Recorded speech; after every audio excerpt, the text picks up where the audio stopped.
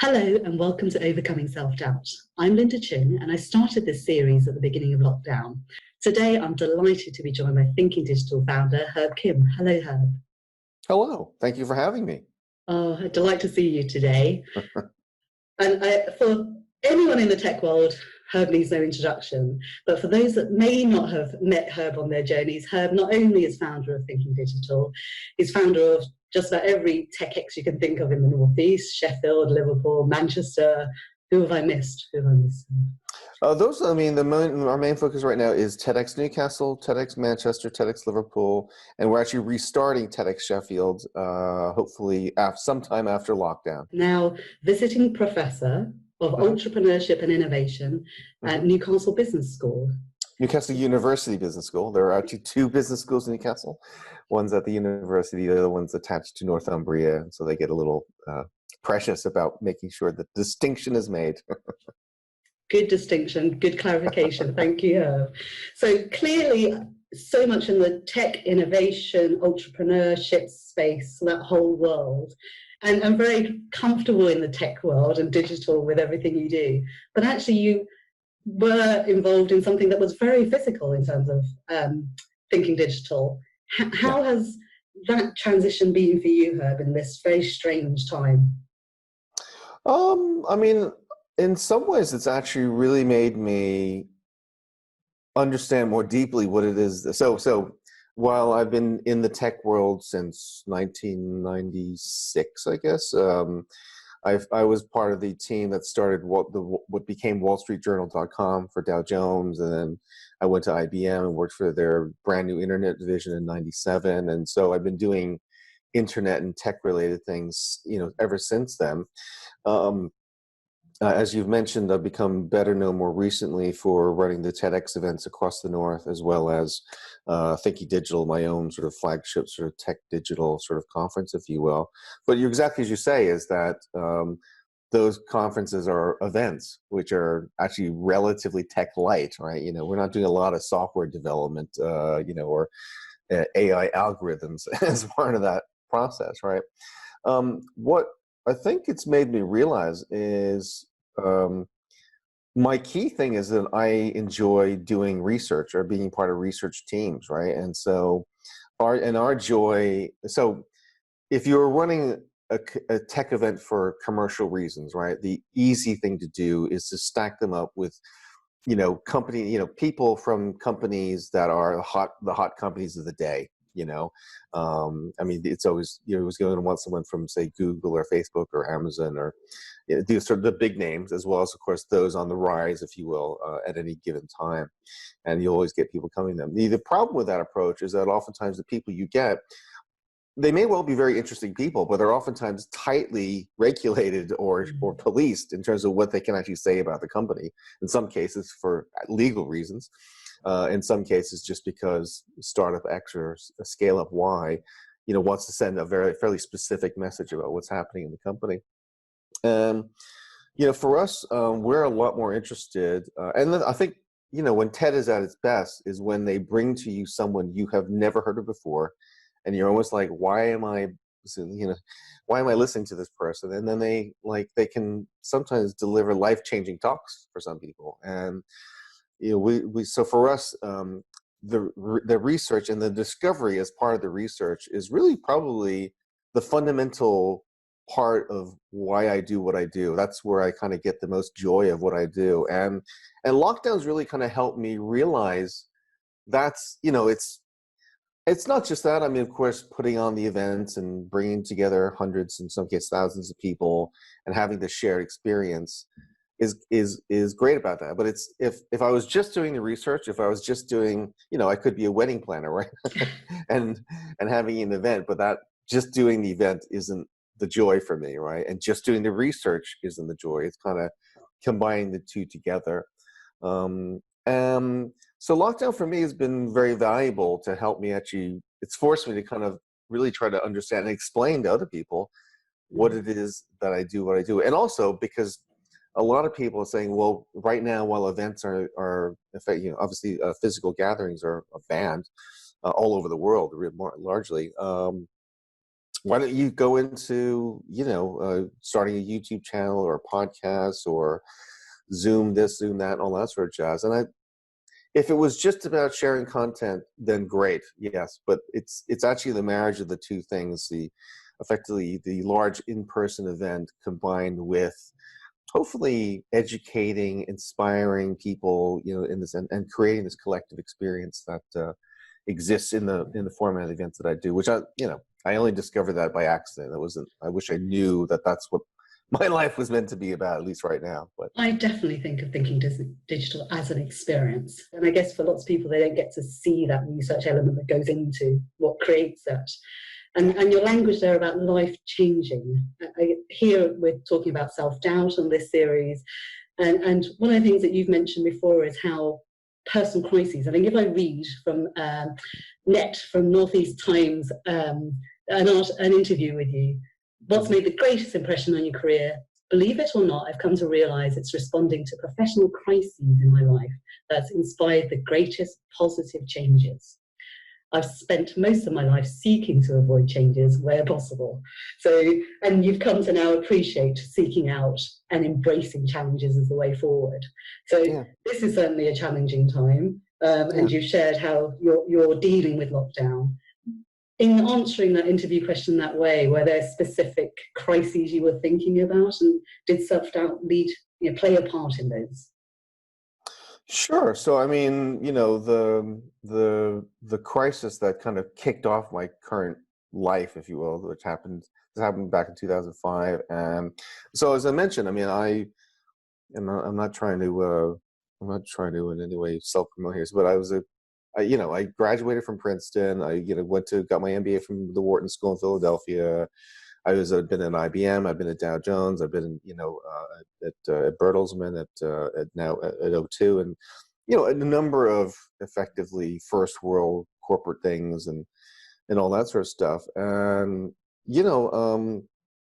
I guess it really just had I mean, if you wanted to program your child as a computer, you might program it to live a low risk lifestyle, with high economic output, if you will, so that they can be financially secure, and hopefully doing socially prestigious things, so whatever that might mean in your life, whether that be corporate CEO or partner in a law firm or doctor, whatever that might be. You might seek for them to avoid becoming a porn producer or or gangster or stuff like that.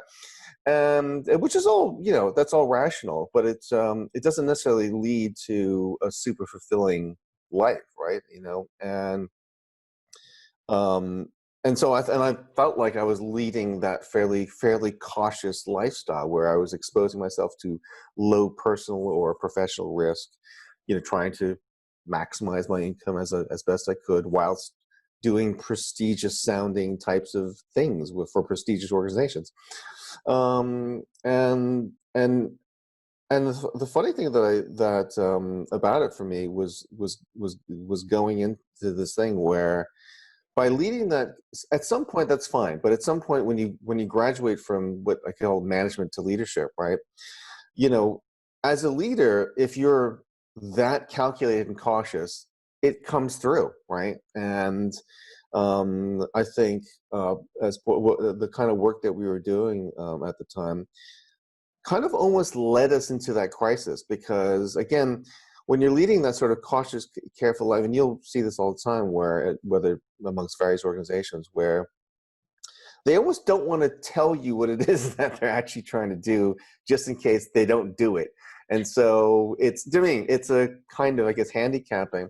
But the problem with that is like, well, if you aren't making it really clear what it is that you're doing for the people that work for you as well as the people in the outside world, it's like, well, it's hard for them.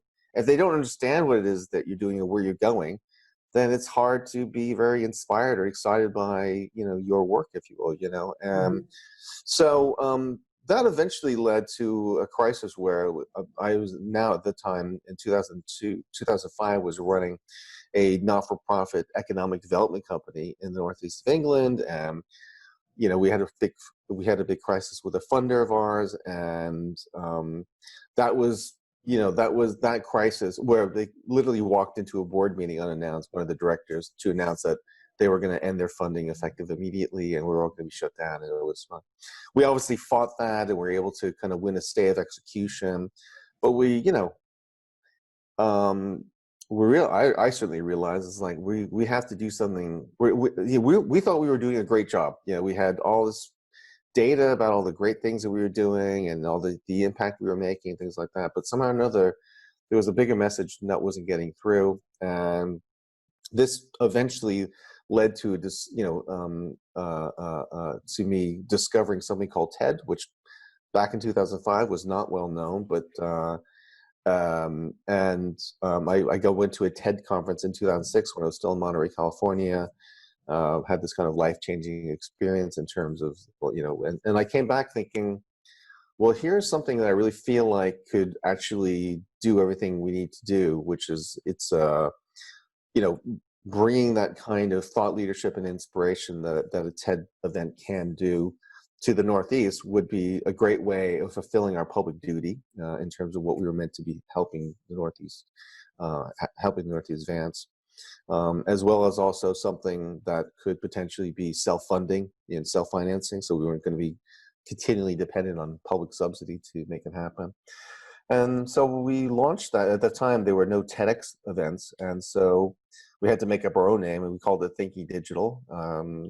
And you know, it took a couple years, but certainly by 2010, it started to break even, and you know, it started to be well regarded, and which was very good timing because in 2011 all of our funding was ended because we had the David Cameron, George Osborne government came into power, and effectively they shut down our funding organization.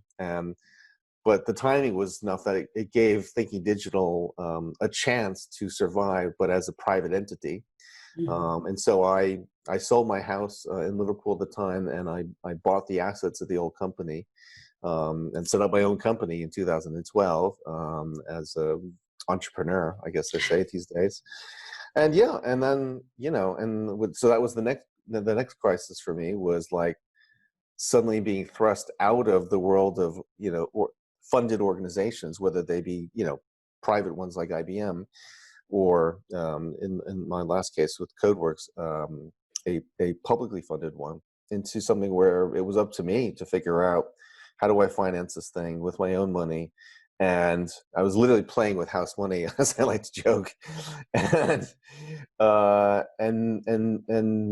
not be humiliated in a very public way. It's fascinating, Herb, because you're talking about sort of sizable jumps and changes in career and your structure that probably from the outside world people thought looked amazing and well thought out, were all led by crises. So the gap between that perception, people probably were looking, what's Herb up to now? What's the next latest exciting thing? What's the new initiative he's up to? Yeah. And actually, you're explaining from your perspective that actually each one of these were born out of something else causing you a crisis.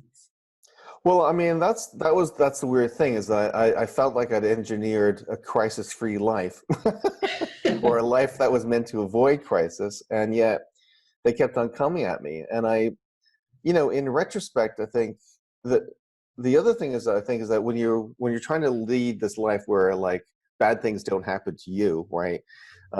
Is that when you could start to see signs that, oh, bad weather is coming this way, right?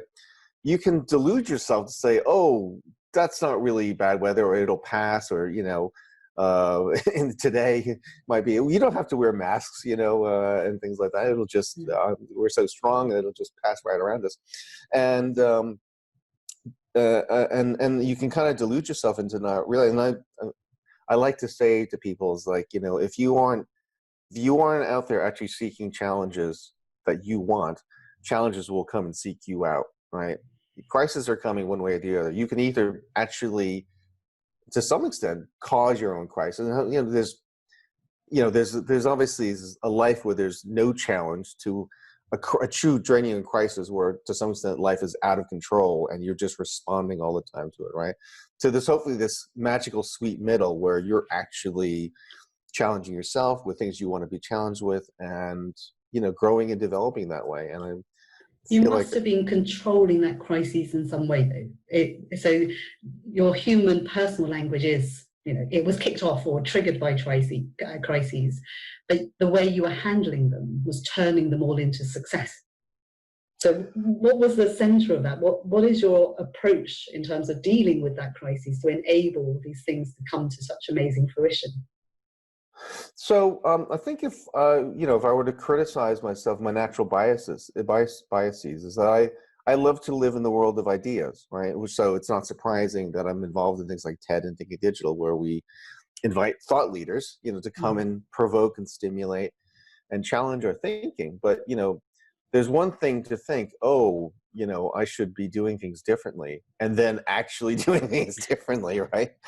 And the healthy thing about a crisis, and given that we're going through one right now at a global level, hopefully will be applicable to people listening to this, is it's this never let a good crisis go to waste, which is an oft-used phrase these days. It forced the things that it finally forced me to get off my behind and actually make some changes in what I was doing, either at a personal or professional level. So, I mentioned the crisis of our funder coming to our board meeting and suddenly realizing, okay, we have to do things that are going to be genuinely risky in the eyes of our community, and to some extent that's oftentimes what government is best placed, is doing things the private sector won't do because they're so risky and unknown, and that someone needs to come in. But if we invest in this area and it goes well, it could yield, the internet is a government intervention that happened, back in the 40s or 50s, in response to nuclear war planning, right? And so, as well are many other technologies and many other innovations that these days they get very little credit for. For me, I was less attuned to sort of personal and financial risk, and much more attuned to effectively, I guess, my image, how I was going to be perceived by my peers, by, I guess, my family and friends and things like that, and so, which means you tend to avoid, which is, we talked a little bit about growth mindset, right? I mean, that's the classic difference between the fixed or the closed mindset and the growth mindset, is that, growth mindset people are able to take on challenges that could embarrass them if they fail, right? But because they're so driven by learning more and developing more, that overwhelms, that gets them off their backside to take on to take big action. things. Yeah. Yeah, and that's, so for me, the crisis has been really useful in getting me to actually do the things that I think we should be doing, versus just talking about, oh, we should be doing this. Mm-hmm. Really spurring on action, making that difference. Yeah. And I'm pondering on the fact of, specifically, you're saying about how you were perceived, because you talked about your background, the amazing education you had, or the prestigious both universities and employers, if you will, and jumping off those platforms. How were you able to do that when actually a lot of that is how people perceive success? People saying, oh, you should be more risk taking, you should take more risk and all that sort of jazz. And I don't know, I guess I'm more, I wouldn't say I'm anti that, but so starting Thinking Digital was actually when I proposed the idea to my board. The reason it's actually called Thinking Digital, so the name of the company was CodeWorks at the time, right? And now, if you could imagine running, I mean, you obviously, you've been involved in organizations, and let's say when you were at Morgan Stanley, you were going to start a technology conference, right? You would probably call it something like the Morgan Stanley Technology Summit, right? Or something like that, right? And in my case, when I proposed the idea, my company board was, whatever you do, we do not want the CodeWorks name attached to it. So certain were they that this was going to be, well, it had, of course, it's a risky thing. It's a risky, high-profile thing. And these folks were vice chancellors of universities, partners in law firms, and they did not want to be personally taking on the risk of some crazy idea that Herb Kimsley brings from California to them. And so we had to come up with a name that wasn't attached to the company. And that's why it was called, that's why it's became called Thinking Digital, you know. And so, but the thing about it was that while everyone around me saw all this risk, I didn't personally feel that, right? You know, and then we fast forward from 2008 to 2012, you know, when I was going to I sold my house and set up this conferencing company effectively, right? Again, people are like, I mean, and I was actually, you know, I mean, I paid a lot of money to acquire the rights to Thinking Digital and the, you know, and the rest of the assets. We're just like, you know, my parents were not happy about this at all. And, but I didn't feel, I logically understood there was risk involved, both at a kind of reputational level, as well as in that particular case, at a personal financial level, et cetera, et cetera. And I think what's most interesting is that, particularly for my parents, it was not a narrative that they could really understand, or that they felt they could even defend. Like, I think for them, what their thing is like, when we tell our relatives and friends what Herb's up to these days, are they gonna be like, what? that doesn't fit into the narrative of success, right? Sort of the face that's in the word face that's used in the Asian cultures a lot more, right? How does that stack up in terms of how it's explained? Yes. As well, of course, the risk of like, well, he could actually fail now, and like we couldn't deny that he had failed, right? Because he had this company, anyways. So, and I think for me is like, to some extent, like when everyone around you is saying that's really risky, like, are you sure you want to do that? And you actually don't feel that risk. And hopefully it's not because you're just being completely disconnected from reality. That's probably a decent time to press the go button and just proceed forward. And and so then both of those instances, which you can tell that in a dramatic way, where it's like, oh, I took all this risk. I actually, in the day-to-day existence, I felt very like as if, you know, I was in the zone, if you will. There's that, you know, there's that expression, or that psychological phenomenon of being in the zone, and I felt very much in the zone. Sorry, to cut you off there. No, almost the way you're describing it is the way that the crises was, lessening isn't the right word, but putting risk into a different proportion to you, enabling those ideas and innovation to happen. Yes. To take those different steps, because actually the crises was offsetting the risk in your mind and giving you that freedom and for ideation and innovation. Yeah, the thing about the crisis is that I had to do something. Like, even, I mean, quitting. I mean, you know, in the first case where they come and threaten your funding, I'm fairly certain they saw me as, I mean, I was obviously I'm not a Geordie, as you probably tell from my accent, right? I'm not from Newcastle, right? That I would just be like, oh, forget this. This is just too much of a pain in the butt. I'm just going to move back to London and go back to my normal life, if you will, as was. But I had to do something. It also, you know, I'm sure it's probably very true for entrepreneurs. When someone comes and says, you can't do that, yeah, you're like, well, I think I can. Yeah. And so there's probably an element of stubbornness there as well.